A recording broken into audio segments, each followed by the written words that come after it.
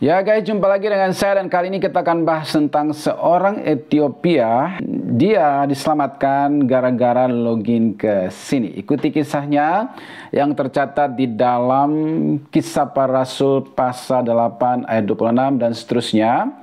Di sini mengatakan bahwa kemudian berkatalah seorang malaikat Tuhan kepada Filipus. Ya, Filipus ini adalah seorang diaken yang penuh dengan Roh Kudus. Katanya, bangunlah dan berangkatlah ke sebelah selatan menurut jalan yang turun dari Yerusalem ke Gaza.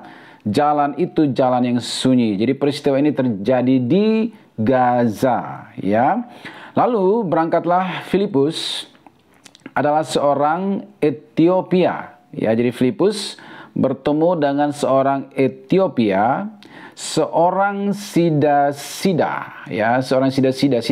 Sida-sida ini adalah pelayan atau pekerja di istana yang dipercaya oleh ratu atau raja. Ya, jadi adalah seorang Ethiopia, seorang sida-sida, pembesar dan kepala perbendaharaan Sri Kandake, Ratu Negeri Ethiopia yang pergi ke Yerusalem untuk beribadah. Jadi dia ini orang Ethiopia yang menyembah Allah Israel. Artinya dia ini biasa disebut proselit. Proselit ini adalah orang-orang non-Israel atau non-Yahudi yang mengambil keputusan untuk menyembah Allah Israel, disebut proselit. Nah, si sida-sida dari Ethiopia ini, pembesar petinggi orang kepercayaan Ratu Kandake ini, pergi ke Yerusalem waktu itu dalam rangka beribadah di Bait Suci kepada Yahweh, Allah yang disembah oleh orang Israel. 28.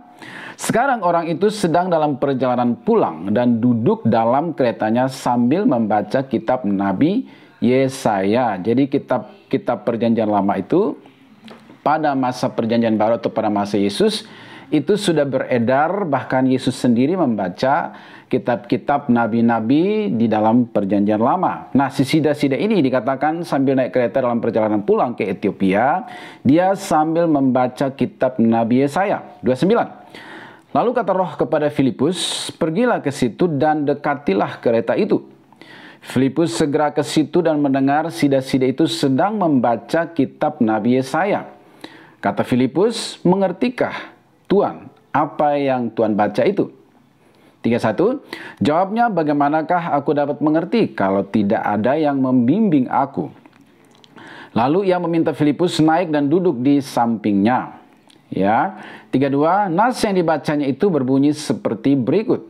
Seperti seekor domba ia dibawa ke pembantaian, dan seperti anak domba yang keluh di depan orang-orang yang menggunting bulunya, demikianlah ia tidak membuka mulutnya. Ini ada dalam Yesaya pasal 53, nubuatan tentang Yesus. Ayat 33, dalam kehinaannya berlangsunglah hukumannya. Siapakah yang akan menceritakan asal-usulnya? Sebab nyawanya diambil dari bumi. Ya.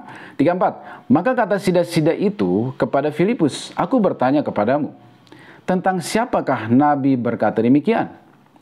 Tentang dirinya sendiri atau tentang orang lain? Ya, 35, maka mulailah Filipus berbicara dan bertolak dari nas itu. Ia memberitakan Injil Yesus kepadanya. Ya, 36, mereka melanjutkan perjalanan mereka dan tiba di suatu tempat yang ada air. Lalu kata sida-sida itu, lihat, di situ ada air. Apakah halangannya jika aku dibaptis? Sahut Filipus, jika Tuhan percaya dengan segenap hati, boleh. Jawabnya, aku percaya bahwa Yesus Kristus adalah anak Allah. Login. Ya. Lalu orang Ethiopia itu menyuruh menghentikan kereta itu dan keduanya turun ke dalam air, baik Filipus maupun sida-sida itu, dan Filipus membaptis dia. Jadi ini orang Ethiopia, proselit, ya, orang non-Yahudi yang mengambil keputusan untuk menyembah Allah Israel. Dia sedang ke Yerusalem dalam rangka beribadah kepada Yahweh Allah Israel. Tapi dalam perjalanan pulang, ya, Roh Kudus menyuruh Filipus untuk menginjili dia. Artinya dengan percaya kepada Allah Yahweh saja itu sudah baik ya. Untuk masa perjanjian lama itu sudah bisa login ke sorga gitu ya. Tapi Roh Kudus menyuruh secara spesifik untuk menginjili sida-sida ini gitu loh. Supaya percaya kepada Yesus. Karena rules dalam perjanjian baru bukan lagi kepada Yahweh Allah Israel, tetapi yang sudah datang di dalam nama Yesus Kristus Tuhan. Karena Yesus adalah firman Yahweh yang menjadi manusia, firman Yahweh yang menjadi daging dan diam di antara kita. Barang siapa melihat Yesus, melihat Yahweh. Karena Yahweh dan Yesus adalah satu. Ya, makanya si Etiopia ini artinya dengan percaya kepada Yahweh saja sudah bagus kan. Artinya untuk rules perjanjian lama dia sudah login masuk dalam keselamatan. Tetapi karena ini adalah perjanjian baru, maka Roh Kudus menyuruh secara spesifik Filipus untuk menginjili Filipus, percaya kepada Yesus, dan ketika dia berkata bahwa aku percaya bahwa Yesus Kristus adalah anak Allah, login, dimeteraikan dengan baptisan air, selamat. Ya, saudaraku, jadi jalan kebenaran, keselamatan, kehidupan, pengampunan dosa hanya ada di dalam Yesus. Bahkan sekalipun orang Yahudi atau para proselyit yang sebelumnya sudah percaya kepada Yahweh, pada masa Yesus datang atau perjanjian baru harus mengaku dan mulut percaya dalam hati bahwa Yesus adalah Tuhan. Kemudian membuka pintu hati, mengundang Yesus masuk dalam hati menjadi Tuhan dan Juru Selamat. Maka saudara akan menerima pengampunan dosa dan hidup kekal sampai selama-lamanya. Semoga bermanfaat. God bless you.